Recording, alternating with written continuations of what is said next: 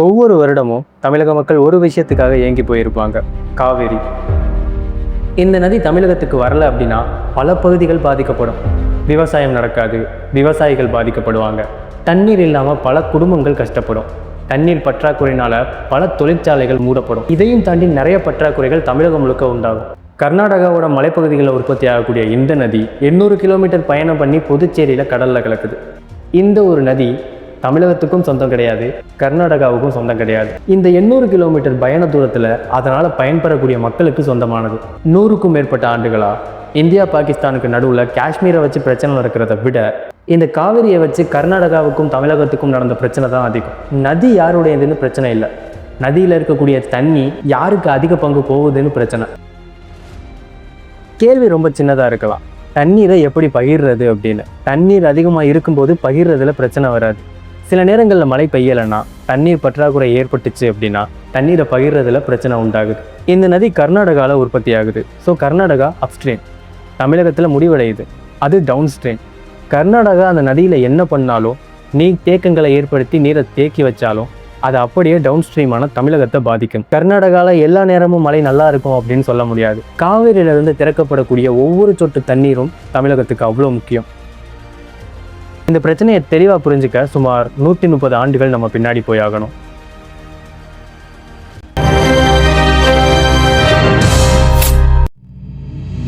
அது 1800s. India அப்படிங்கிறது ஒரு நாடு கிடையாது.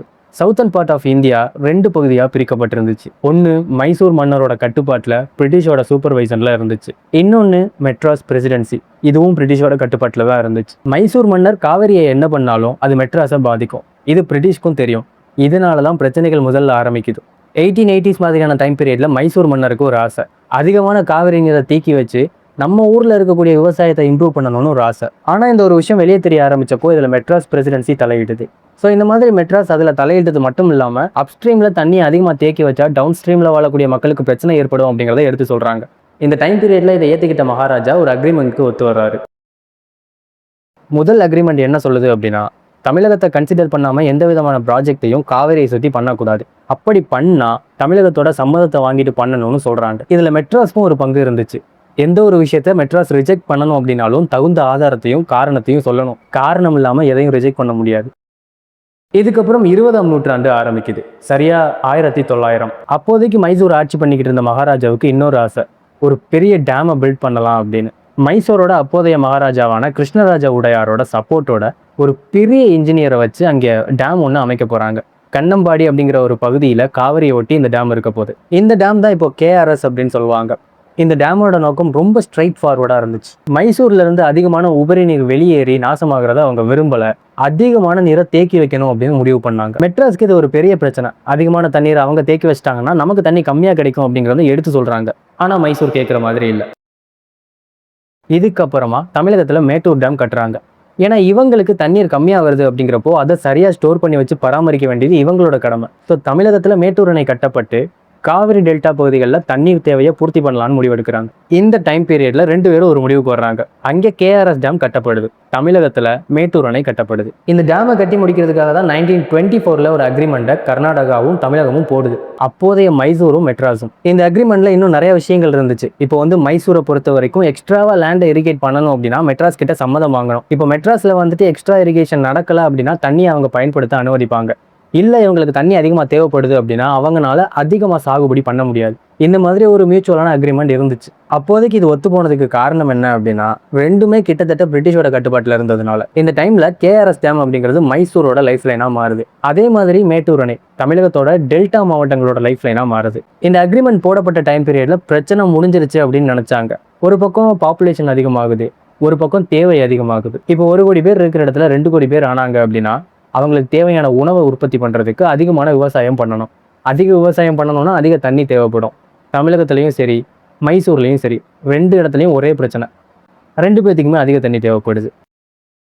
1974 இந்த பிரச்சனை ரொம்ப பெருசாயிருச்சு. அப்போது இந்தியா அப்படிங்கிறது பிரிட்டிஷோட கட்டுப்பாட்டில் இல்லை. ஒரு பக்கம் கர்நாடகா, இன்னொரு பக்கம் தமிழ்நாடு, 2 புது மாநிலங்களாக இருந்துச்சு. 1924 போடப்பட்ட இந்த ஒரு அக்ரிமெண்ட் 1974 முடிவுக்கு வருது. அதோட லைஃப் லைன் சரியா 50 வருடங்கள். 1974 இந்த அக்ரிமெண்ட் முடிவுக்கு வந்ததுக்கு அப்புறமா தமிழ்நாடும் கர்நாடகாவும் வித்தியாசமா ப்ரிப்பேர் பண்ண ஆரம்பிச்சாங்க. எங்களோட இடத்துல உற்பத்தி ஆகக்கூடிய ஒரு நீர்நிலையில எங்களுக்கு அதிக உரிமை வேணும் அப்படின்னு கர்நாடகா கேட்டுச்சு. எங்க ஊர்லயும் நிறைய பேர் இருக்காங்க, எங்களுக்கும் அதிக தேவைகள் இருக்கு, தண்ணி தான் நியாயமான முறையில கொடுக்கணும் அப்படின்னு தமிழகம் கேட்டுச்சு. இந்த டைம் பீரியட்ல தான் கர்நாடகா நிறைய அணைகளை கட்ட ஆரம்பிச்சாங்க. இந்த ஹேமாவதி, ஹெரங்கி மாதிரியான அணைகள் எல்லாம் அப்போதான் கட்டப்பட்டுச்சு. ஒவ்வொரு புது டேமை கர்நாடகா கட்டும் போதும் அதிகமான வாட்டரை அவங்களால ஸ்டோர் பண்ண முடிஞ்சிச்சு. தமிழகத்துக்கு வரக்கூடிய பங்கு கொஞ்சம் கொஞ்சமா குறைக்கப்பட்டுச்சு. கர்நாடகாவோட பக்கத்துல இருந்து பாத்தீங்க அப்படின்னா அவங்க பண்ணது நியாயமான விஷயம். ஏன்னா அவங்க அதிகமா டெவலப் ஆகிட்டு இருந்தாங்க, அதிக தண்ணீர் தேவைப்பட்டுச்சு, அதிகமான விவசாயம் பண்ண வேண்டி இருந்துச்சு. தமிழகம் பக்கம் இருந்து பாத்தீங்க அப்படின்னா அந்த பிக்சர் வேற மாதிரி இருந்துச்சு. நம்மளுக்கும் அதிகமா தண்ணி தேவைப்பட்டுச்சு, நம்மளும் தண்ணிக்காக ஏங்கி போயிருந்தோம். நிறைய பேர் காவேரி வந்தாதான் விவசாயம் பண்ண முடியும் அப்படிங்கிற ஒரு சூழ்நிலையில இருந்தாங்க. இப்போ ரெண்டு சைட்லயுமே பிரச்சனைகள் இருக்கு. ரெண்டு பேருமே நியாயமான கோரிக்கைகளை முன்வைக்கிறாங்க. ரெண்டு பேத்துக்கு நடுவில் பிரச்சனை வருது. தண்ணீரை யார் சரியா பிரிக்கிறது, யார் அதிகமா எடுக்கிறது, யார் கம்மியா எடுக்கிறது அப்படின்னு 1970s 80s மாதிரியான டைம் பீரியட்ல மாறி மாறி பேச்சுவார்த்தைகள் நடத்திக்கிட்டாங்க. ஆனா ரெண்டு பக்கமுமே தீர்வுகள் வரல. இவங்க சொல்றது அவங்களுக்கு எடுபடியா இருந்துச்சு, அவங்க சொல்றது இவங்களுக்கு எடுபடியா இருந்துச்சு. இப்போ பேசிக்கா காவேரி அப்படின்னு எடுத்துக்கும் போது தமிழகத்துக்கும் சரி கர்நாடகாவுக்கும் சரி அதுல முழு உரிமை கிடையாது. தண்ணீரை பிரிச்செடுக்கிறதுல ரெண்டு பேருக்கும் பிரச்சனை. ஆனா அங்க எவ்வளவு தண்ணி எப்போ இருக்கும் அப்படின்னு யாருக்குமே தெரியாது. ஒரு டைம் நல்ல மழை பெய்யலாம், ஒரு டைம் மழையே இல்லாம போகலாம். ஒரு டைம் நல்லா தண்ணி வரலாம், ஒரு டைம் தண்ணியே வராம போகலாம். ஸோ இந்த மாதிரி சூழ்நிலை இருக்கும்போது அதை பொறுத்து தான் ரெண்டு மாநிலங்களும் முடிவெடுக்க முடியும். ஒரு பக்கம் பாப்புலேஷன் அதிகமாகுது, அதிகமான உணவு தேவைப்படுது, உணவு உற்பத்திக்கு தண்ணி தேவைப்படுது. ரெண்டு மாநிலங்களும் ஒரே பிரச்சனையை கையாளுறாங்க. ரெண்டு பேரும் மத்திய அரசு கிட்ட போறாங்க. பட் அந்த டைம் பீரியட்ல மத்திய அரசுக்கும் என்ன பண்றதுன்னு தெரியல. 1990ல சுப்ரீம் கோர்ட்டுக்கு இந்த கேஸ் போகுது.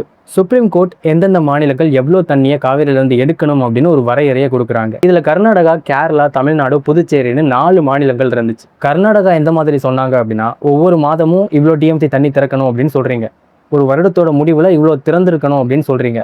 ஆனா அந்த தண்ணி எங்க கிட்ட இருக்கணும்ல, எங்களுக்கு மழை பெஞ்சா தானே தண்ணி இருக்கும், இந்த கேஸையே மாற்றி அமைங்க அப்படின்னு சொன்னாங்க. இவங்க ஒரு கேஸ் போட்டு முடிவு எடுக்கும்போது இவங்க அப்பீல் பண்ணுறது, இவங்க ஒரு கேஸ் போட்டு முடிவு எடுக்கும்போது இவங்க அப்பீல் பண்ணுறது அப்படின்னு மாறி மாறி இந்த விஷயங்கள் நடந்துகிட்டு இருந்துச்சு. சரியா February 5, 2007 அப்போ ஒரு ஃபைனல் வெர்டிக்ட், இந்தந்த மாநிலங்களுக்கு இவ்வளோ தண்ணி போவே ஆகணும், இந்தந்த அமைப்புகள் எந்தெந்த மாநிலத்தில் எவ்வளோ தண்ணி இருக்குது அப்படிங்கிறத கணக்கிடும், அதன்படி டிஎம்சியை மாற்றி அமைச்சுக்கும் அப்படின்னு சொல்லிட்டு ஒரு ஆர்டர் வருது.